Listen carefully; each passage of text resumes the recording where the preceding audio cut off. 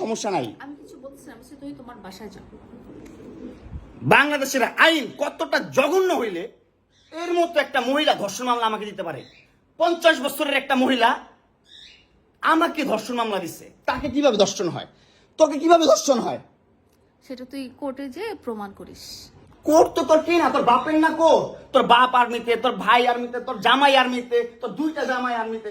তোর তো আইন কি না? আর আমরা তো গরিব মানুষ, আমাদের তো সময় নাই, আমাদের তো এই সমাজে কোনো ছাই নাই। আমরা তো সমাজের ময়লা আবর্জনা, আমরা এই সমাজে। আর তোরা হচ্ছিস সমাজের অনেক উচ্চমানের মানুষ, অনেক ক্ষমতাবান মানুষ, এই জন্যই নাকে দড়িটা ঘুরাইতেছিস আমাকে, তুই বুঝছিস? হ্যাঁ, বিএমডব্লিউ নিয়ে যোগ্যতায় চালাই, তোর টাকা দিয়ে চালাই না, যে যোগ্যতা চালাই, কামাই করে চালাই। হ্যাঁ, বড়লোক হইতে পারবো না?